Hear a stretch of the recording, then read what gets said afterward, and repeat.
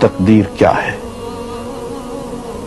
اگر سب کچھ پہلے سے ہی لکھا لکھایا ہے تو ہم اپنے اعمال کے ذمہ دار کس طرح ہوئے؟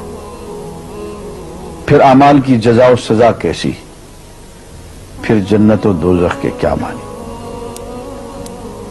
وضاحت فرمائے۔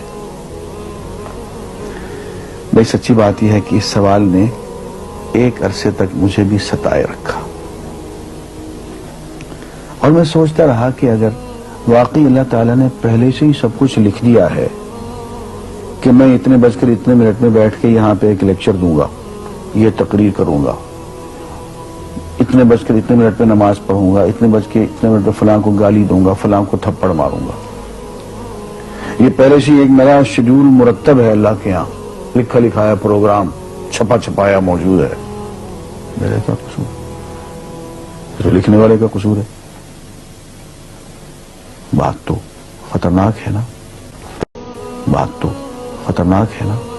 تقدیر کیا ہے؟ عربی میں اس کے لیے ایک لفظ لکھا جاتا ہے دینی کتابوں میں، علم اللہ السابق، اللہ کا علم جو پہلے سے اسے حاصل ہے۔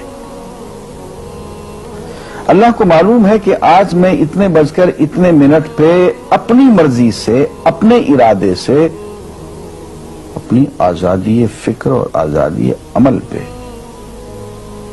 عمل سے کام لیتے ہوئے یہ کام کروں گا۔ اب بھائی کام تو میں اپنی مرضی سے کر رہا ہوں، اپنی آزادی سے، اپنے ارادے سے کر رہا ہوں، لیکن اتنی سی بات تو مانو کہ اللہ تعالیٰ علام الغیوب ہے، علیم بذات الصدور ہے۔ مجھے اپنے بارے میں پتہ نہیں ہے کہ کل 10:10 پہ میں کیا کروں گا، اس کو پتہ ہے۔ مجھے اپنے بارے میں پتہ نہیں ہے کہ میں 10 سال کے بعد کہاں ہوں گا، کیا کر رہا ہوں گا، فلاں بج کے فلاں منٹ، اس کو پتہ ہے۔ اس کو میرے آزادانہ، خود مختارانہ، فری ول کے ساتھ کیے ہوئے اعمال کا پتہ ہے کہ میں اپنی مرضی سے، اپنے فری ول کے ساتھ، اپنے ارادے سے اتنے بج کر اتنے منٹ پہ کیا کروں گا۔ یہ اس نے اپنے ہاں لکھ رکھا ہے، اس لیے کہ اس کو پوری کائنات کا نظام چلانا ہے۔ اس کا علم جو ہے وہ صحیح ہے، لیکن اس کا علم میرے ارادے سے نہیں ٹکراتا ہے۔ یہ بات میں ایک مثال سے سمجھاؤں گا۔ میرے ساتھ ایک واقعہ پیش ہو گیا، اس دن مجھے تقدیر سمجھ میں آ گئی کہ ہوتی کیا ہے۔ 1971 کی بات ہے کہ یہاں اکاؤنٹنٹ جنرل آفس میں میں ڈپٹی اکاؤنٹنٹ جنرل تھا۔ اس زمانے میں ایک مشہور نجومی تھا شیخ صادق، یہاں قلعہ گزر سنگھ میں رہتا تھا، وہ پتہ نہیں بیچارہ زندہ ہے یا فوت ہو گیا۔ انہوں نے دروازہ کھولا، میرے کمرے میں آ گیا۔ کہاں صاحب ہم آپ کی خدمت کرنا چاہتے ہیں، ہم آپ کو مستقبل کے بارے میں کچھ بتانا چاہتے ہیں۔ میں نے کہا میرے پاس فضول باتوں کے لیے وقت نہیں ہے، میں علم نجوم وغیرہ کو، اس قسم کے یہ فضول باتوں کو میں نہیں مانتا ہوں، مشغول آدمی ہوں، ان چکروں میں مجھے مت ڈالو۔ اس نے کہا سر مجھے صرف 1 منٹ تو آپ دے دیں۔ میں نے کہا ہاں 1 منٹ دیتا ہوں۔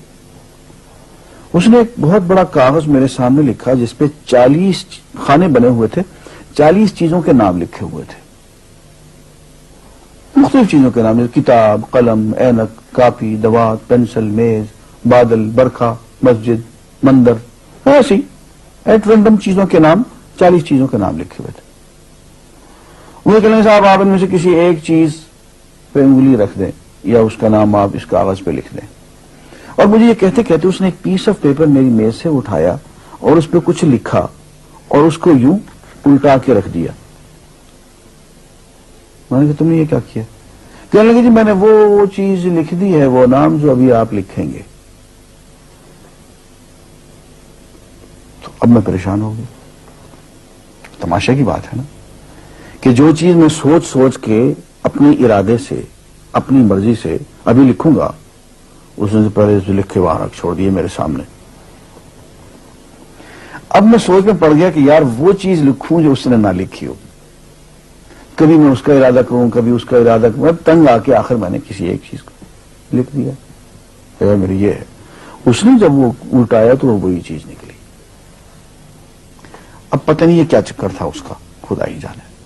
کوئی اس کا علم ہوگا، کوئی فن ہوگا، کوئی تک بازی ہوگی، تک بندی ہوگی کوئی. لیکن اس دن مجھے پتا چلا کہ یار اس کو جو کچھ میں نے لکھا ہے اپنے ارادے سے لکھا ہے، اپنی مرضی سے لکھا ہے، اس سے پابند ہو کے نہیں لکھا. کبھی اس پہ انگلی لگاتا تھا، کبھی اس پہ، کبھی اس پہ، آخر چن کے ایک لکھا میں نے.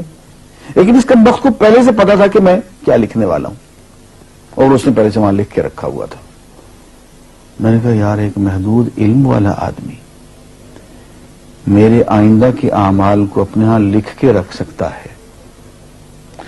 چن کے وہ عمل میں اپنی مرضی سے کر رہا ہوں، اپنے ارادے سے کر رہا ہوں، کوئی مجبوری نہیں ہے اس میں. لیکن وہ میری مرضی والا عمل، میرے اپنے ارادے سے کیا ہوا عمل، پوری آزادی کے ساتھ کیا ہوا عمل، اس نے پہلے سے اپنے ہاں لکھ کے رکھا ہوا. یار اگر یہ انسان کر سکتا ہے تو رحمان کیوں نہیں کر سکتا؟ اس نے میرے سارے اعمال جو میں آئندہ چل کے کرنے والا ہوں، وہ سارے کے سارے اعمال اس نے اپنے یہاں لکھ کے رکھے ہیں. اس کو انتظام کرنا ہے، میرے رزق کا انتظام بھی کرنا ہے، آگے میری زندگی، میری موت، میری قبر میں اکوموڈیشن کا پتہ نہیں کہاں کا میرے اس نے انتظامات کرنے ہیں. تو میرے بارے میں اس نے سارا ڈیٹا کلیکٹ کر کے رکھا ہوا ہے اپنی انفارمیشن کے لیے کہ یہ اپنی مرضی سے کیا کیا کچھ کرے گا. تو اس کے لکھے ہوئے ہونے سے میری مرضی ختم نہیں ہوتی، میری ذمہ داری ختم نہیں ہوتی، میرا ارادہ، میری فری ول ختم نہیں ہوتی. یہی وجہ ہے کہ ہم جو اعمال کرتے ہیں اس میں سے اللہ تعالیٰ اس کی کچھ ذمہ داری ہم پہ ضرور ہوتی ہے. کچھ کام اللہ تعالیٰ کا ایک نظام ہے، اس میں شاید ہماری ذمہ داری نہ ہو، وہاں جبر ہو. لیکن کچھ اعمال ایسے ہیں جن میں خالصتاً ہمیں آزادی حاصل ہے، ہمیں اختیار حاصل ہے، ہم ان کے ذمہ دار ہیں، ہمیں ان پہ جزا ملے گی، ہمیں ان پہ سزا ملے گی، اللہ تعالیٰ بچائے. اور جزا ملے گی تو جنت ہوگی، سزا ملے گی تو دوزخ ہوگی. لیکن آزادی عمل اور ارادہ ضرور ہے. یہ الگ بات ہے کہ اللہ تعالیٰ کو پہلے سے ہی معلوم ہے کہ ہم اپنے ارادے سے اور اپنی آزادی اور اپنی مرضی سے ہم آج اور کل اور پرسوں اور سال بھر کے بعد اور 10-20 سال کے بعد ہم کیا کیا کریں گے اس کے ہاں لکھا ہوا ہے. وَعِندَهُ عِلْمُ الْكِتَابِ، اس کے ہاں سب کچھ لکھا ہوا ہے. لیکن ہم جو کرتے ہیں اپنے ارادے سے کرتے ہیں اور اس کے ذمہ دار ہیں. وآخر دعوانا الحمدللہ رب العالمین.